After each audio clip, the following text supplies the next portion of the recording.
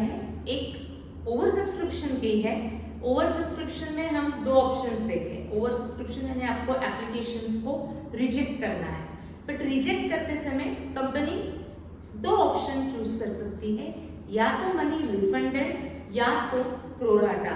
आज हम रिफंडेड भी देखेंगे और आज हम प्रोराटा भी देखेंगे। रिफंडेड हम कर चुके हैं, बट एक बार हम वापस उसको रिवाइज करते हैं और प्रोराटा भी आपको समझ में आ जाएगा कि रिफंडेड एंड प्रोराटा में क्या डिफरेंस होता है। इसलिए सबसे पहले हम रिफंडेड का ऑप्शन चूज कर रहे हैं और रिफंडेड का क्वेश्चन हम सॉल्व कर रहे हैं।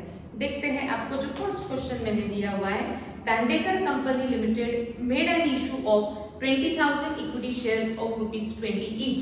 इस सेंटेंस का मीनिंग सबको समझ में आता है। Dandekar company made an issue of 20,000 shares, यानी इस कंपनी ने पब्लिक को डिमांड किया फॉर 20,000 शेयर्स। एक शेयर का face value is ₹20, payable as follows, application, allotment, final call, second call. तो first call and second and final call, इनका हम टोटल लेकर के देखते हैं। 5 + 10 15 + 3 18 + 2 20 ₹20 पर शेयर के अगेंस्ट ₹20 ही रिकवर किया जा रहा है, that means share issued at par. The company received applications for 25,000 shares. Company ने डिमांड किया for 20,000 shares, but applications receive हुए for 25,000 shares. Applications for 5,000 shares were rejected and money refunded. Underline and money refunded, यानी उन्होंने excess application का application money refund कर दिया। All the shareholders paid up to second call except Ravi, the allottee of 200 shares, failed to pay final call. Final call पे default हुआ। The expenses of issue amounted to ₹3,000. Pass journal entries and show balance sheet. हम exact ऐसा question कर चुके हैं, but वापस एक बार इसको सॉल्व करते हैं ताकि क्वेश्चन को हम रिवाइज भी कर सके। तो सभी ओपन करेंगे जर्नल फॉर दांडेकर, लिखेंगे सभी journal entries in the books of Dandekar company limited. लिखते हैं सभी journal entries in the books of journal entries in the books of. First entries एक बार मेरे साथ ही चलो ताकि रिवाइज भी हो जाए। In the books of Dandekar company limited.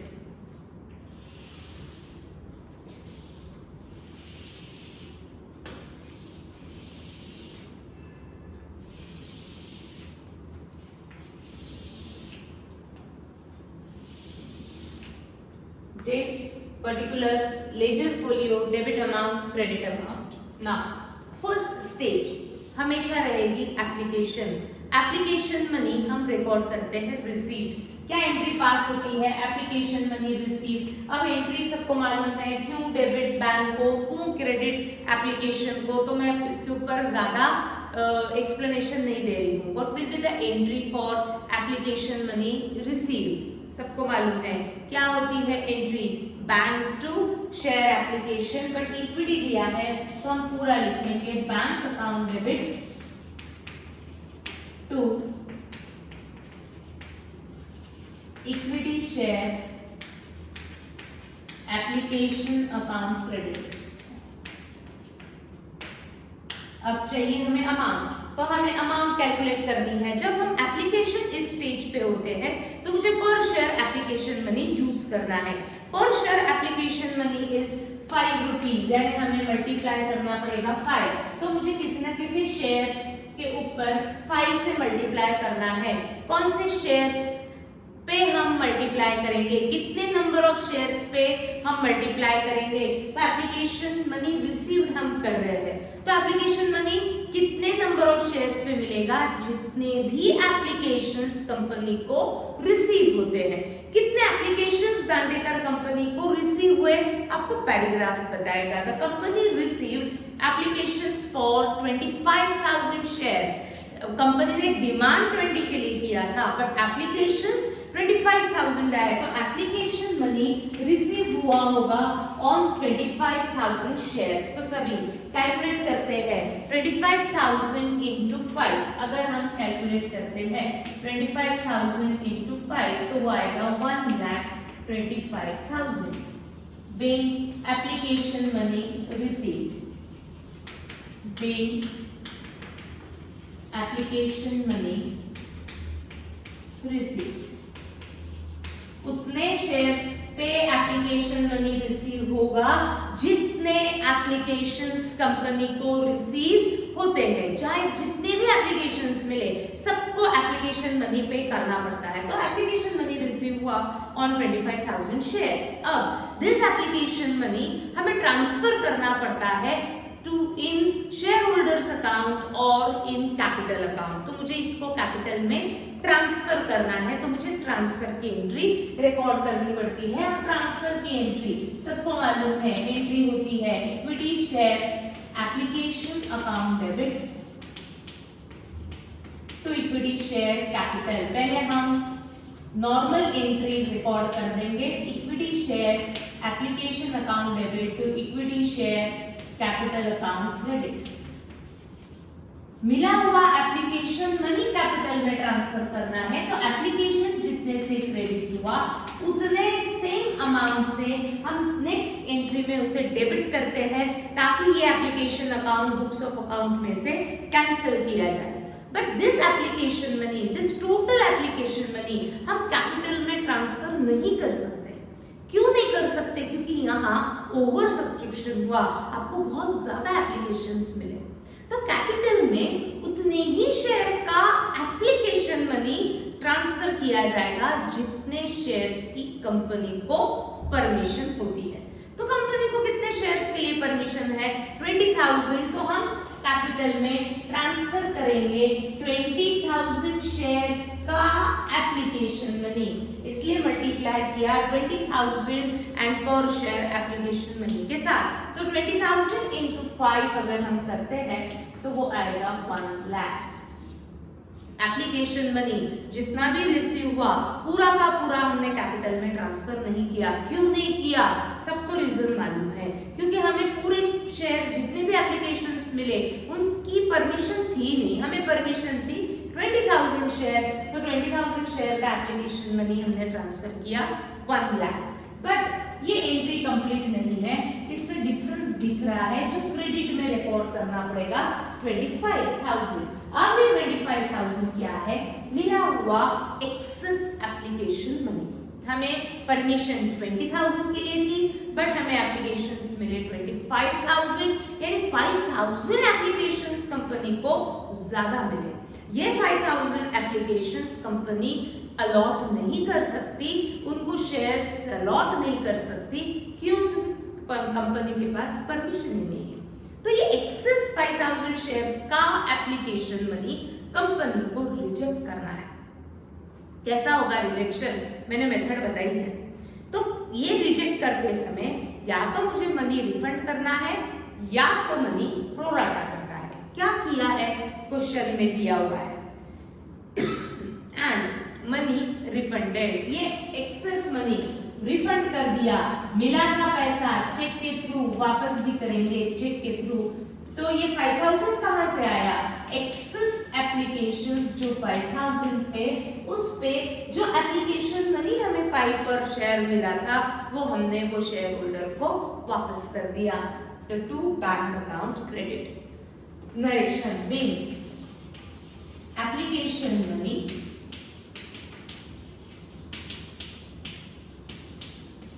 Transfer to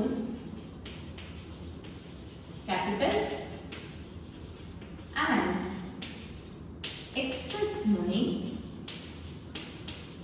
refunded. अब जो एक्सेस था वो तो वापस कर दिए। अब आगे के जितने भी स्टेजेस होंगी, चाहे अलॉटमेंट हो, फर्स्ट कॉल हो, सेकंड कॉल हो, फाइनल कॉल हो, जितने भी स्टेजेस होंगी उन स्टेजेस पे हमें कितने शेयर्स पे अमाउंट रिसीव होगा? क्या 25,000 शेयर्स पे या 20,000? जितना एक्सेस था वो आपने रिफंड कर दिया ना। तो अब अलॉटमेंट मनी रिसीव होगा on 20,000 shares. First call receive होगा on 20,000 shares, final call receive होगा ऑन 20,000 शेयर्स। तो आगे के सारे कैलकुलेशंस मुझे कितने नंबर ऑफ शेयर्स पे रिकॉर्ड करने हैं 20,000। जब अलॉटमेंट इस स्टेज पे है तो अलॉटमेंट पर शेयर से मल्टीप्लाई करो, फर्स्ट कॉल इस स्टेज पे है फर्स्ट कॉल पर शेयर से मल्टीप्लाई करो, फाइनल कॉल इस स्टेज पे है फाइनल कॉल पर शेयर से मल्टीप्लाई करो। फिर देखो अलॉटमेंट पे कोई डिफॉल्टर है क्या? नो, एक डिफॉल्टर है बट उसने कौन सा पेमेंट नहीं किया, फेल टू पे फाइनल कॉल, यानी फाइनल कॉल पे डिफॉल्टर है तो फाइनल कॉल पे डिफॉल्टर की एंट्री आएगी यानी कॉल्स इन एरियर्स आएगा। ठीक, तो फाइनल कॉल तक तो सभी आ सकते हैं। करो अलॉटमेंट की दोनों एंट्रीज, फर्स्ट कॉल की दोनों एंट्रीज, फाइनल कॉल और एक्सपेंस वापस हम साथ में लेते हैं। आ जाओ फाइनल कॉल की एंट्री तक। करो पहले अलॉटमेंट की दोनों एंट्रीज, पहले आप करेंगे फिर बोर्ड पे मैं आंसर दे दूंगी। अलॉटमेंट दोनों एंट्रीज कंप्लीट करेंगे।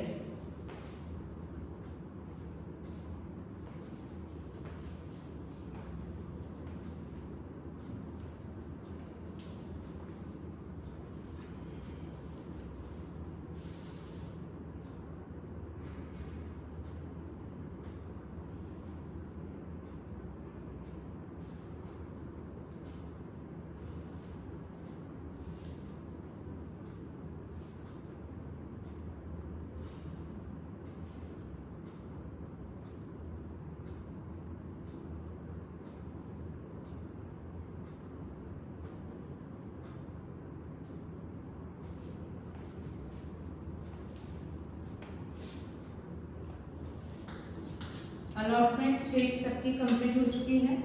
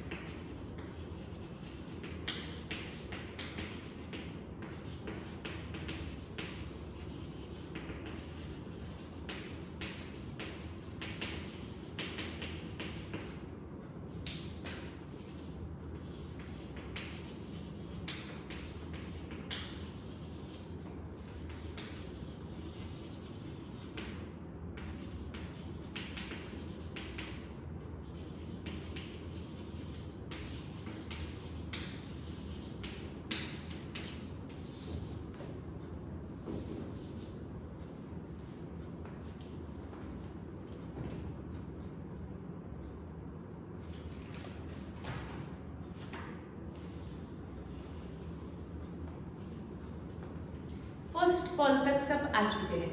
Now share second and final call भी आपको आता है, मुझे मालूम है, बट 2 मिनट मेरे साथ इसको कंप्लीट करते हैं। सेकंड एंड फाइनल कॉल, सबसे पहले तो कंपनी सबको रिमाइंडर्स भेजेगी कि आपको सेकंड कॉल मनी देना है। तो सबसे पहले कंपनी ये शो करेगी कि मुझे second and final call money is receivable from all share holders, तो कितने शेयर्स पे आपको second and final call money receive होगा?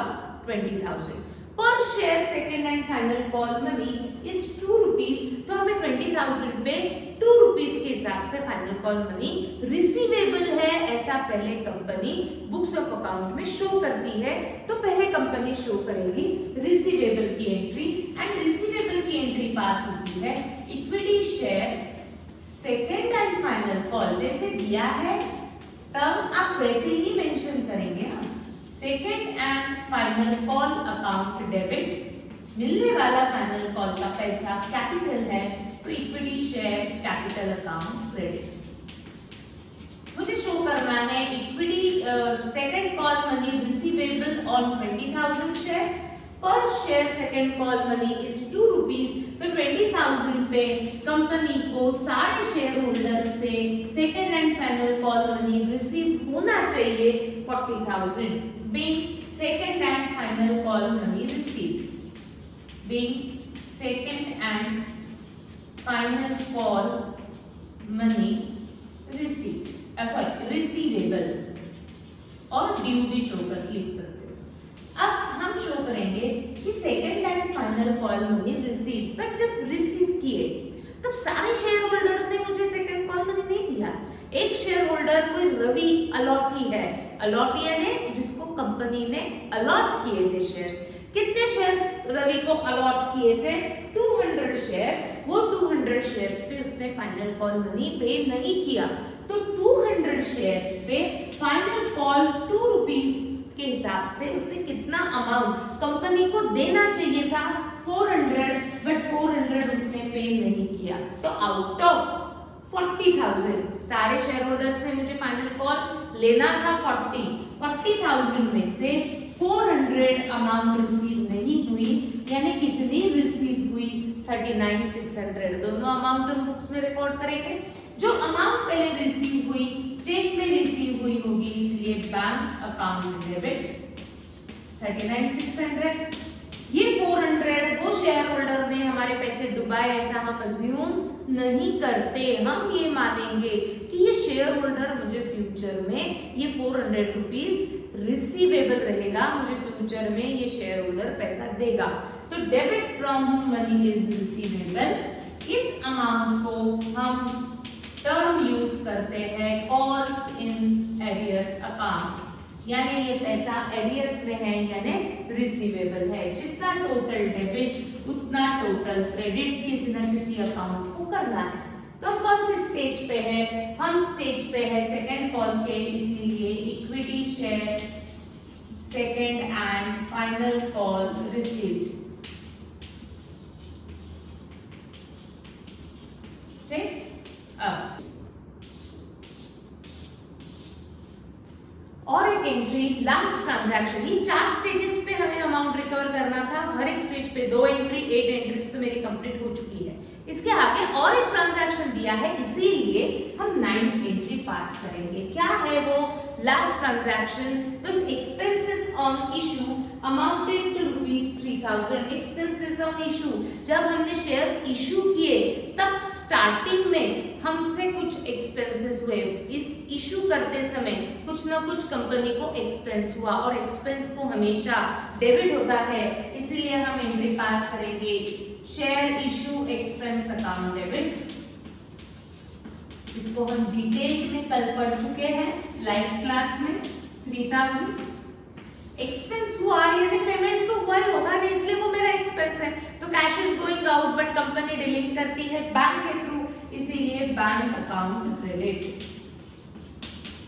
Being expenses paid on issue of shares, being expenses paid on issue of shares. यहाँ हो गई हमारी entries complete. अब इस क्वेश्चन में आपको बैलेंस शीट भी पूछी गई है।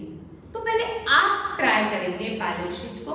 मैं एक बार हिंट दे देती हूँ, बैलेंस शीट में वही एंट्रीज ट्रांसफर होती है जो बैलेंस शो करती है, राइट। तो ये with the help of this 9 entries जो अकाउंट टैली है उसको हटा दो। आप सबको मालूम है कि कौन से अकाउंट टैली हमेशा आपको मिलेंगे।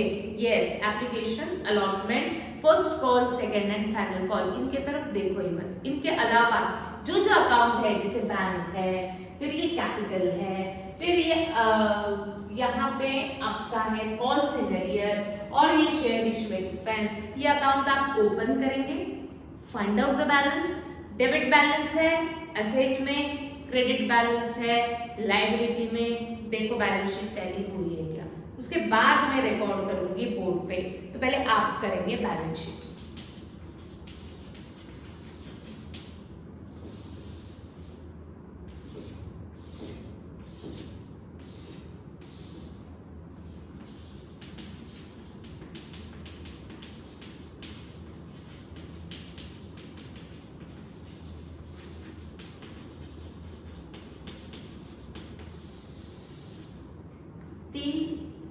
फोर अकाउंट्स आई थिंक रहेंगे, capital, bank, call in arrears and share issue expense. जल्दी से ओपन करो, क्लोज करो, find out the balance, debit balance, asset, credit balance, liability.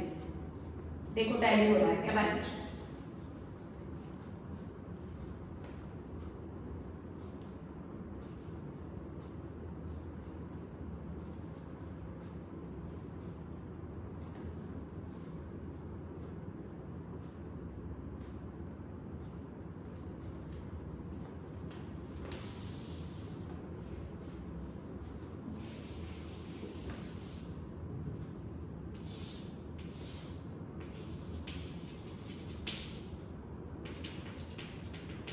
आप ओरली भी कर सकते हो क्योंकि अमाउंट्स बहुत इजी है, डिफिकल्ट अमाउंट्स नहीं है,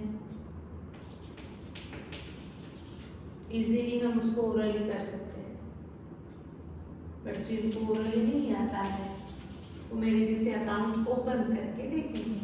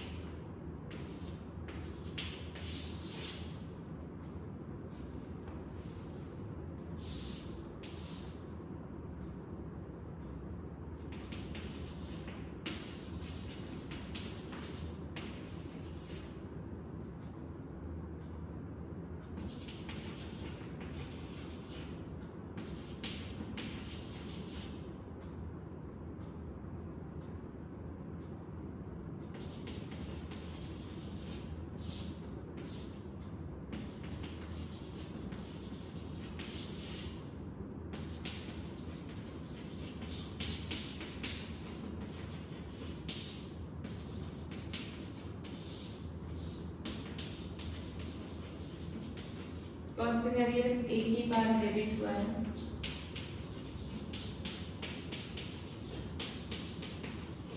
it shows 400 balance.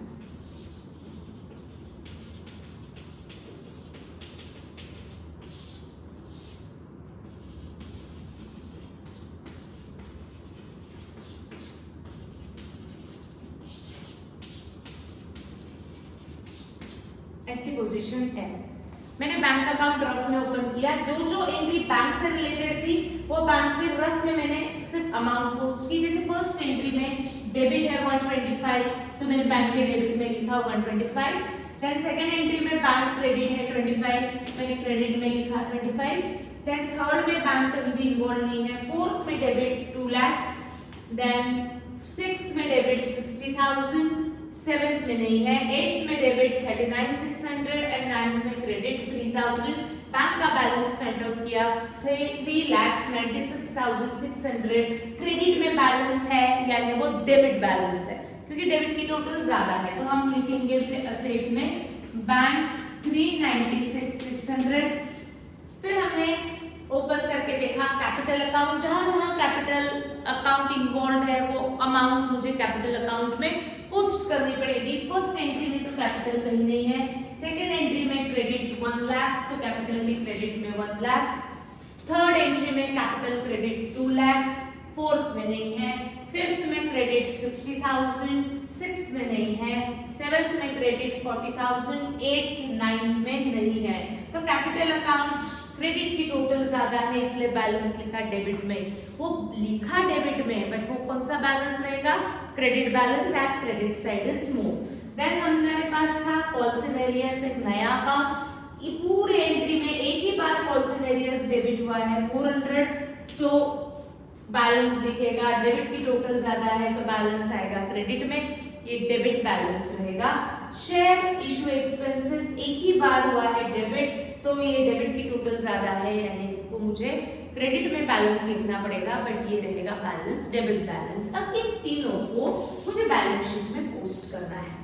Share capital और कॉल्स एंड एरियर्स ये दोनों अकाउंट शेयर होल्डर्स से रिलेटेड होते हैं। शेयर कैपिटल यानी share holders account, calls and arrears यानी शेयर होल्डर्स अकाउंट, बट वो शेयर होल्डर का अकाउंट जिसने डिफॉल्ट किया। तो सारे शेयर होल्डर्स को अलग अलग नहीं रिकॉर्ड करना पड़ता, सारे शेयर होल्डर्स अकाउंट को आपको एक ही जगह रिकॉर्ड करना पड़ता है।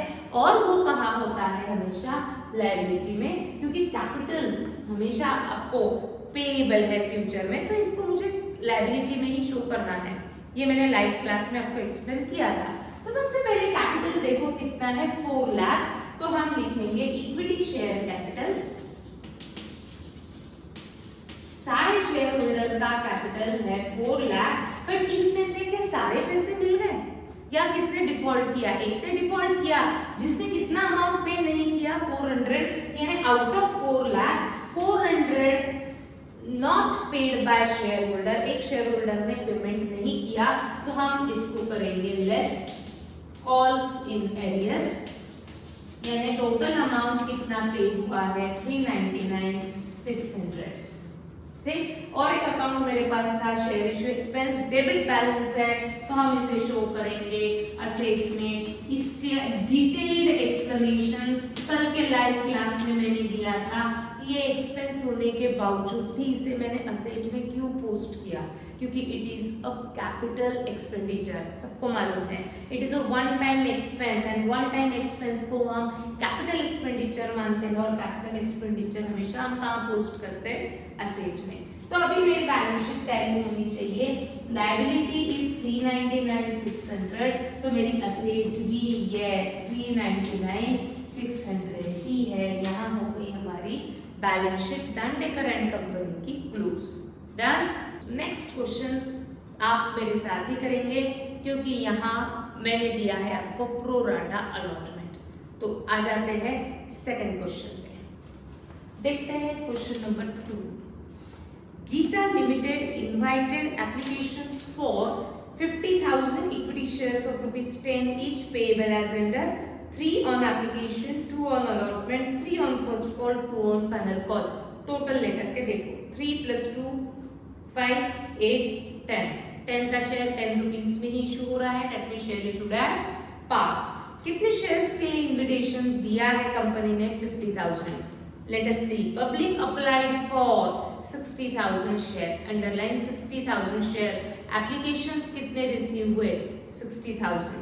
कौन सा सब्सक्रिप्शन? फुल, अंडर और over. 50 permission, received 60, that means over subscription. ये ओवर जो एप्लीकेशंस मिले, क्या हम उनको शेयर्स अलॉट कर सकते हैं? नहीं। क्यों? क्योंकि परमिशन 50 की है, तो 60 में से मुझे 50 को ही अलॉट करने हैं, यानी मुझे 10,000 शेयर्स को रिजेक्ट करना है। अब ये 10,000 शेयर्स जो मैं रिजेक्ट करती हूँ, उसमें मेरे पास दो ऑप्शन है, या तो मैं रिफंड करूंगी या प्रोराटा करूंगी। देखते हैं कंपनी ने क्या किया। All the applications were accepted by the company, underline this. Allotment was made on pro rata basis, ऐसा दिया है। Allotment was made on pro rata basis, underline pro rata basis. आज हम देखेंगे कि रिजेक्शन का सेकंड ऑप्शन प्रोराटा क्या होता है। Then assuming that all the allotment, first call and final call was duly received, that means कोई डिफॉल्टर नहीं है, सबने सारे पैसे दे दिए in the books of the company। ठीक, अब सबसे पहले स्टेज वाइज एंट्रीज करनी है। फर्स्ट स्टेज कौन सी होती है? एप्लीकेशन की। एप्लीकेशन मनी रिसीवेबल दिखाएंगे या रिसीव्ड दिखाएंगे। कितने शेयर्स पे एप्लीकेशन मनी रिसीव होगा? जितने एप्लीकेशंस कंपनी को रिसीव हुए। कंपनी ने डिमांड 50 के लिए किया, बट एप्लीकेशंस कितने रिसीव हुए? 60 रिसीव हुए ना, तो एप्लीकेशन मनी कितने शेयर्स पे मिला होगा? 60,000 शेयर्स पे। पर शेयर एप्लीकेशन मनी 3 रुपीज है। तो आपको क्या करना है? पहले तो रूलिंग कंप्लीट करेंगे और सिर्फ first entry application money received की रिकॉर्ड करेंगे। सेकेंड एंट्री यहाँ अलग है क्योंकि पैसा रिफंड नहीं हो रहा है, प्रोराटा हो रहा है। तो आज हमको ये सेकेंड एंट्री पढ़नी है। ठीक, तो रूलिंग कंप्लीट करो with in 2 minutes, first entry complete करो विद इन 1 मिनट, 3 मिनट्स में जल्दी से आ जाओ फर्स्ट एंट्री तक। करेंगे पहले ruling and then first entry.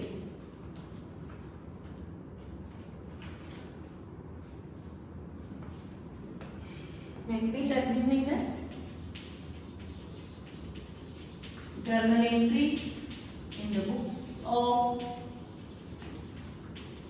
Geeta Company Limited।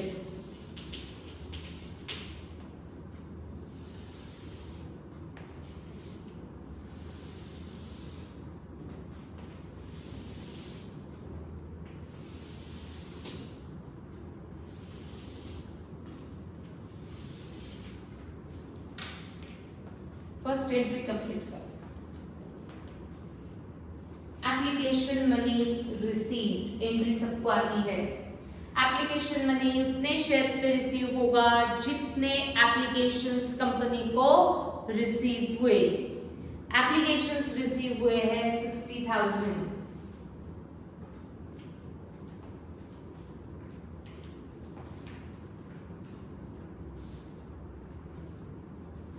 Done.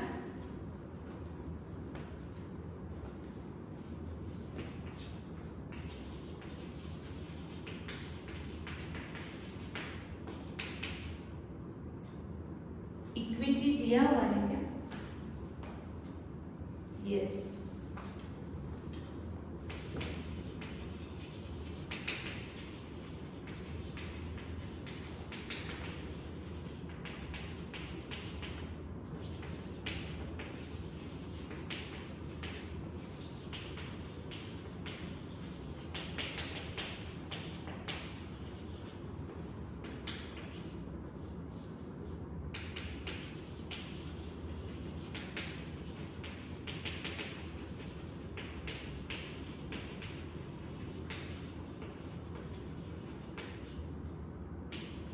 ना,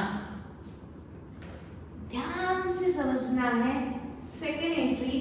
जैसे रिफंड सबको अच्छे से समझा था, वैसे प्रोराटा भी सबको समझ में आना चाहिए। अब व्हाट इज प्रोराटा अलॉटमेंट? पहले मैं कंसेप्ट एक्सप्लेन कर रही हूं तो ध्यान सबका चाहिए।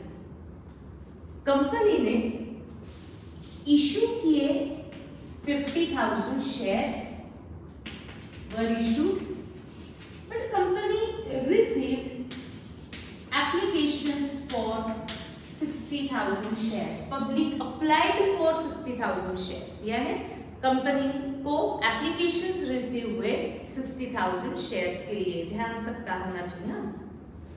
कंपनी डिमांडेड कि कंपनी को परमिशन 50,000 की है, तो कंपनी ने पब्लिक को कहा कि हमारे 50,000 शेयर्स आप परचेस कर सकते हो। उन्होंने इन्विटेशन दिया, किसी ने 10, किसी ने 100, किसी ने 20, किसी ने 500, किसी ने 1, ऐसे एप्लीकेशंस कंपनी को मिले। जब एप्लीकेशंस मिले तो कंपनी ने देखा कि कितने एप्लीकेशंस मिले, कितने शेयर्स के लिए? 60,000 शेयर्स के लिए।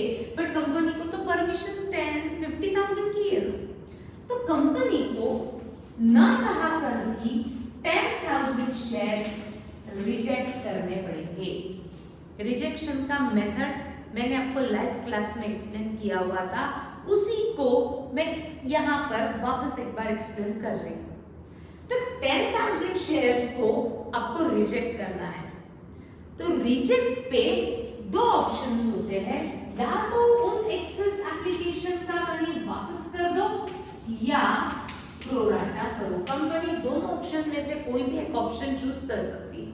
कंपनी ने इस क्वेश्चन में दिया है allotment were made on pro rata basis, यानी उन्होंने रिजेक्शन में कौन सा ऑप्शन चूज किया, प्रोराटा। अब क्या होता है प्रोराटा, ध्यान सबका।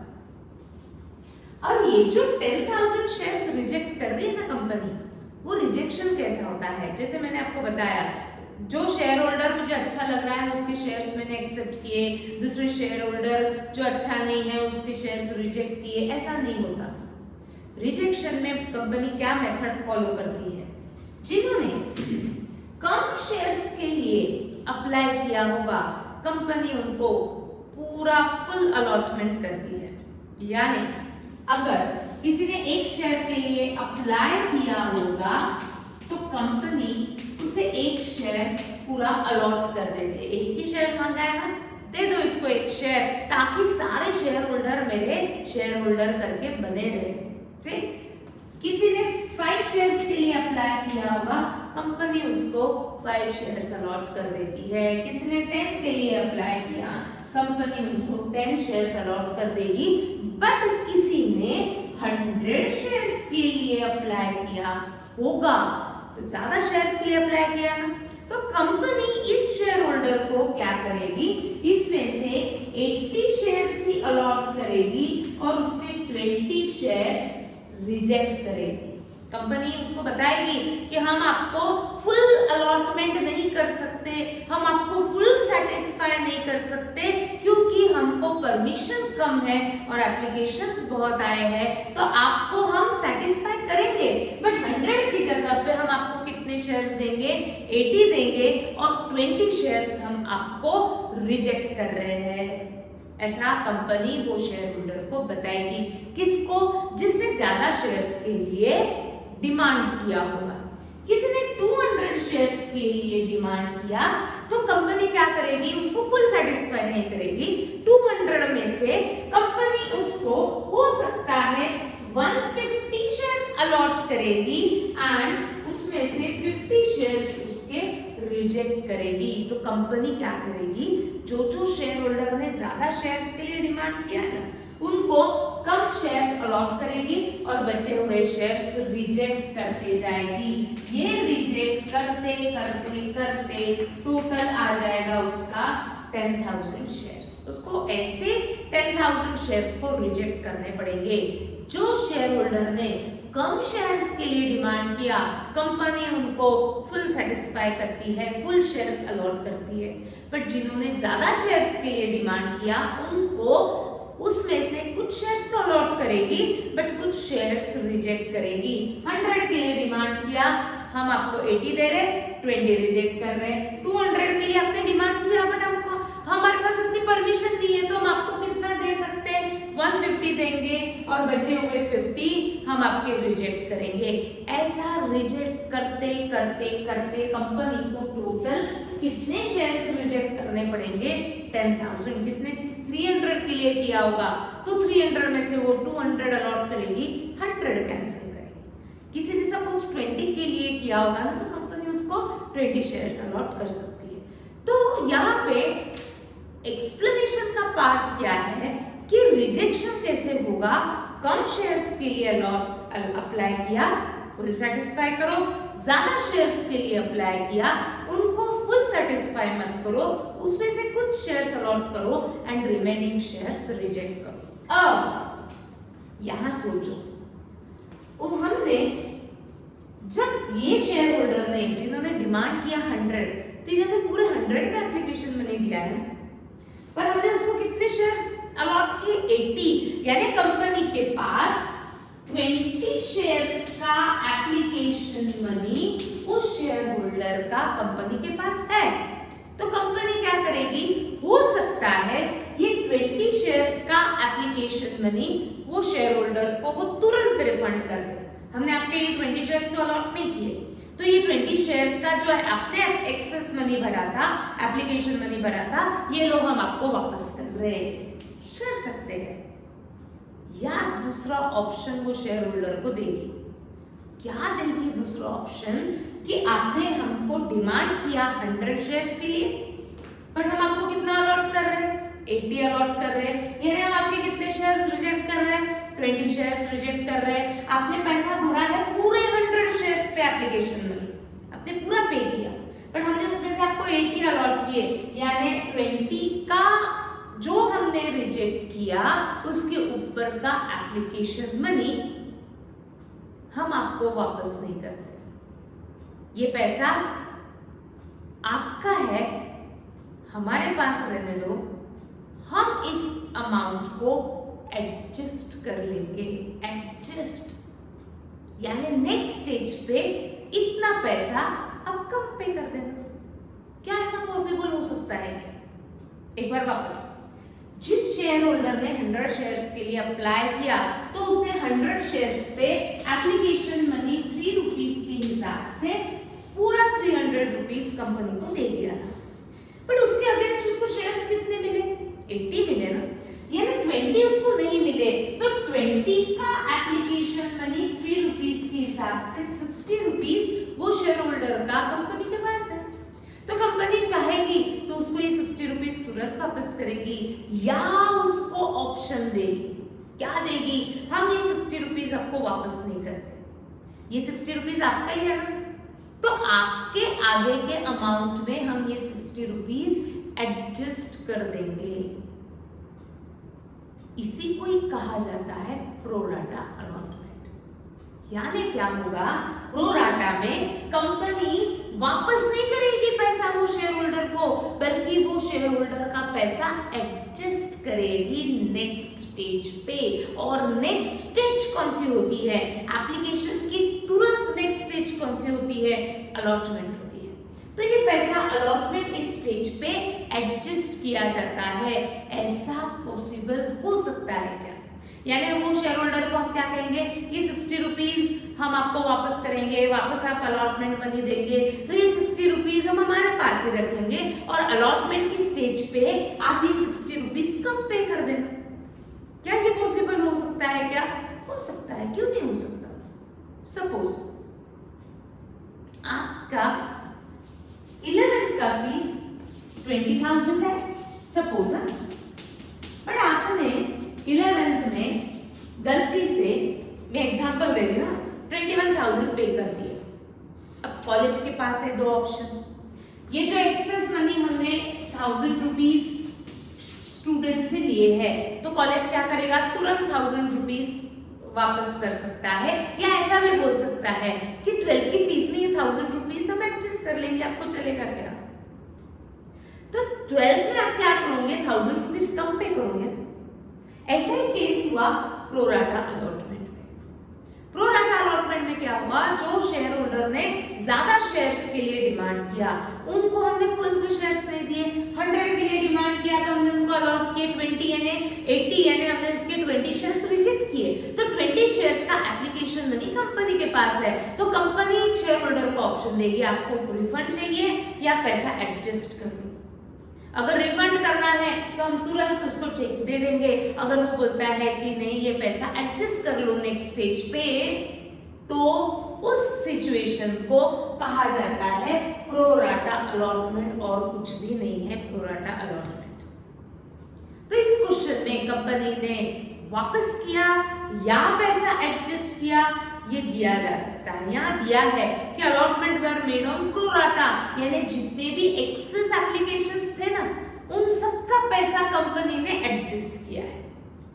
क्योंकि जरूरी नहीं है कि पूरा का पूरा पैसा एडजस्ट हो, कुछ हम रिफंड भी कर सकते हैं, कुछ हम एडजस्टमेंट भी कर सकते हैं, बट यहाँ क्वेश्चन में दिया है allotment were made on pro rata, यानी पैसा कंपनी ने एडजस्ट किया हुआ है। तो वो एडजस्टमेंट को मुझे जर्नल में रिकॉर्ड करना पड़ेगा। तो कैसे रिकॉर्ड करेंगे, ये पैसा आपको कौन से स्टेज पे एडजस्ट मिला है, एक्सेस एप्लीकेशन, तो मुझे एप्लीकेशन की ही एंट्री में इसको शो करना पड़ेगा। कैसे, अब को मुझे जर्नल में रिकॉर्ड करना पड़ेगा। कैसे रिकॉर्ड करूं जर्नल में? ध्यान बोर्ड पे, पहले मैं कर रही हूं फिर आप करेंगे।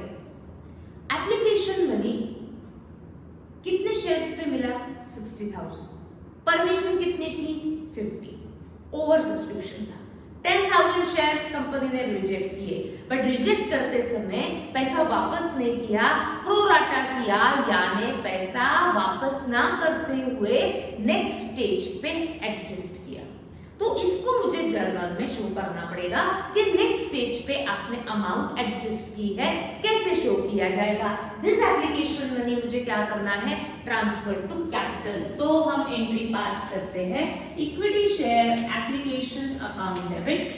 अब लिखेंगे सभी मेरे साथ, लिख लो equity share application account debit. जितना एप्लीकेशन फर्स्ट एंट्री में क्रेडिट, उतने से ही नेक्स्ट एंट्री में होता है डेबिट। 1,80,000।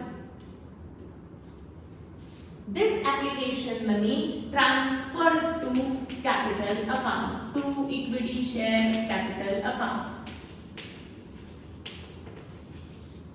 बट पूरा का पूरा एप्लीकेशन मनी हम कैपिटल में ट्रांसफर नहीं कर सकते, क्योंकि हमें उतने शेयर्स की परमिशन ही नहीं है। मिले 60,000 शेयर्स के ऊपर एप्लीकेशन मनी, बट कैपिटल में कितना एप्लीकेशन मनी जाएगा? On 50,000 shares. 50,000 पे 3 रुपीस के हिसाब से 1,50,000 ही आप कैपिटल में ट्रांसफर कर सकते हो, क्योंकि परमिशन उतनी है। क्या ये कंप्लीट एंट्री है क्या? नहीं। 180 डेबिट, 150 क्रेडिट, यानी क्रेडिट में और कितना अमाउंट चाहिए? 30,000 चाहिए। ये 30,000 क्या है? मिला हुआ एक्सेस एप्लीकेशन मनी। ये एक्सेस एप्लीकेशन मनी जो 10,000 शेयर्स पे मिला, 10,000 कहां से आए? 50 परमिशन, 60 रिसीव, यानी 10,000 शेयर्स पे आपको एप्लीकेशन मनी ज्यादा मिला था। कितना? 30,000। क्या कंपनी ने रिफंड किया? नहीं। कंपनी ने क्या किया? Allotment were made on pro rata basis, यानी पैसा वापस नहीं किया, उनका पैसा एडजस्ट किया। उनको क्या कहा कि इतना पैसा नेक्स्ट स्टेज पे कम दे देना। चलता है। तो एप्लीकेशन की नेक्स्ट स्टेज कौन सी होती है? अलॉटमेंट होती है ना। तो ये एक्सेस मनी मुझे अलॉटमेंट अकाउंट में ट्रांसफर करना पड़ेगा, इसीलिए उसके आगे लिखेंगे equity share allotment account credit. कहां से आए 30,000? 10,000 शेयर्स जो एक्सेस मिले, उसका 3 रुपीस के हिसाब से एप्लीकेशन मनी कंपनी को एक्सेस मिला। ये पैसा कंपनी ने रिफंड नहीं किया, एडजस्ट किया और कहा नेक्स्ट स्टेज पे आप इतना पैसा कम पे कर दो। तो 30,000 रुपीस मुझे अलॉटमेंट स्टेज पे एडजस्ट करने पड़ेंगे, इसीलिए ये 30,000 मैंने कौन से अकाउंट में ट्रांसफर किए? अलॉटमेंट अकाउंट में। ये आपको बता रही है एंट्री कि ये 30,000 रुपीस हमें अलॉटमेंट स्टेज पे कम रिसीव करने हैं। तो हमने ऑलरेडी वो अलॉटमेंट अकाउंट में डाल दिया कि ये 30,000 रुपीस अलॉटमेंट का पैसा मिल चुका है। ठीक, तो ये 30,000 रुपीस हमने कौन से अकाउंट में ट्रांसफर किया? अलॉटमेंट। अब देखो प्रीवियस क्वेश्चन, यहां पर भी एक्सेस मनी था। ये एक्सेस मनी रिफंड हुआ था, इसलिए मैंने बैंक लिखा। इस क्वेश्चन में एक्सेस मनी रिफंड नहीं हुआ, एडजस्ट हुआ। कौन से स्टेज पे एडजस्ट करेंगे? तुरंत नेक्स्ट स्टेज पे, और एप्लीकेशन की नेक्स्ट स्टेज होती है अलॉटमेंट, इसलिए ये पैसा मैंने अलॉटमेंट अकाउंट में ट्रांसफर किया। समझा है सबको? नहीं भी समझा होगा लाइव में आ जाएंगे। लिखेंगे narration being application money transfer to capital and excess money लिखेंगे being application money transfer to capital and excess money। यहां मैंने क्या लिखा था? refunded। refund हुआ क्या? नहीं। excess money used for allotment, यानी हम उसको कहां यूज करेंगे? अलॉटमेंट का पैसा मिल गया, ऐसा हम यूज कर रहे हैं। तो पैसा वो शेयर होल्डर को हमने वापस किया ही नहीं, उसको कहा नेक्स्ट स्टेज पे हम इसको एडजस्ट कर देंगे तो नेक्स्ट स्टेज पे आप 30,000 रुपए कम देना। ठीक, आगे बढ़ते हैं। Next stage is allotment. आ गया allotment stage. Allotment money receive show करेंगे कि पहले रिसीवेबल? रिसीवेबल शो करेंगे तो मुझे पहले रिसीवेबल दिखाना पड़ेगा कि मुझे सारे शेयर होल्डर से पैसा रिसीवेबल है।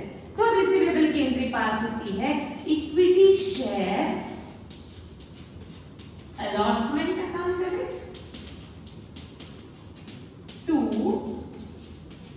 Equity share capital account credit. Capital है, उतने ही शेयर का पैसा कैपिटल में दिखाना पड़ेगा जितने शेयर्स की परमिशन होती है। कितने शेयर्स की परमिशन है? 50,000। जो एक्सेस था वो एडजस्ट हो चुका ना, तो अब आगे के सारे कैलकुलेशंस मुझे कितने पे शो करने पड़ेंगे? 50 पे। 50 पे पर share allotment money is 2 rupees, तो 50,000 into 2 1 lakh allotment money due और अलॉटमेंट मनी रिसीव। अब ध्यान से समझना next entry allotment money receive. ध्यान सबका। मुझे वैसे तो अलॉटमेंट मनी सारे शेयर होल्डर से कितना लेना है? 1 लाख रुपीस। तो मैंने पहले रिकॉर्ड कर दिया कि मुझे 1 लाख रुपीस सारे शेयर होल्डर से लेने हैं। बट लेते समय किसने डिफॉल्ट किया? ऐसा कुछ है? सारे पैसे मिल गए। एग्रीमेंट क्या हुआ था कि आपका पैसा हम अलॉटमेंट में एडजस्ट कर देंगे। तो 1 लाख में से क्या पूरा का पूरा 1 लाख रुपए कंपनी रिसीव करेगी या कुछ अमाउंट आपने ऑलरेडी कलेक्ट करके रख दिया है? यस, हमने ऑलरेडी एप्लीकेशन पे 30,000 का अमाउंट अलॉटमेंट में एडजस्ट कर दिया था। यानी हमने उनको क्या कहा था? हम आपको पैसा वापस नहीं कर रहे हैं, ये पैसा जो आपका एक्सेस है वो हम नेक्स्ट स्टेज पे एडजस्ट कर रहे हैं। इसका मतलब है कि नेक्स्ट स्टेज पे आप इतना पैसा कम पे कर दो। मुझे अलॉटमेंट का पैसा वैसे तो 1 लाख रुपीस रिसीवेबल है, बट इस 1 लाख में से ऑलरेडी हमारे पास 30,000 उन्होंने दे दिए हैं ना। तो अलॉटमेंट मनी हम कितने अमाउंट का रिसीव करेंगे? 1 लाख, 1,30,000 या 70,000? 70 कहां से आया? 70 1 लाख रिसीवेबल है जिसमें से ऑलरेडी 30,000 रिसीव हो चुके हैं। हमने ये उनको कहा था कि हम आपको वापस नहीं कर रहे, ये नेक्स्ट स्टेज पे एडजस्ट कर रहे हैं। नेक्स्ट स्टेज पे एडजस्ट करना यानी क्या? आप अलॉटमेंट स्टेज पे 30,000 रुपए कम पे करो। तो 1 लाख में से 30,000 रुपए कम पे करेंगे तो कितना पे करेंगे शेयर होल्डर? 70,000 रुपीज। यानी यहाँ हमारी एंट्री होगी bank account debit to equity share allotment account credit. But हमने यहाँ पे अमाउंट रिसीव किया होगा 70,000 ओनली, क्योंकि 1 लाख में से ऑलरेडी 30,000 उन्होंने हमें एप्लीकेशन स्टेज पे दे दिए थे। एक्सेस मनी हमने अलॉटमेंट में ट्रांसफर कर दिया था। तो 1 लाख में से हमें यहाँ कितना रिसीव होगा? 70,000। 70 यहाँ रिसीव हुआ, एप्लीकेशन पे 30,000 हमने रिसीव ऑलरेडी कर लिया था। यानी टोटल कितना अलॉटमेंट मनी रिसीव हुआ? 1 lakh. Ben allotment money receive मुझे मालूम है डिफिकल्ट जा सकता है, लाइफ में हम इसके ऊपर और डिटेल में एक्सप्लेन मैं करूंगी, ठीक। बट उसके पहले नेक्स्ट स्टेज कौन सी होगी? फर्स्ट कॉल, उसके बाद सेकंड कॉल। कोई डिफॉल्टर है क्या? कोई डिफॉल्टर नहीं है। तो first call due received, second call due received. कितने शेयर्स पे? 50, 60, 10। कितने शेयर्स पे मिलेगा फर्स्ट कॉल? 50 पे। सेकंड कॉल 50 पे।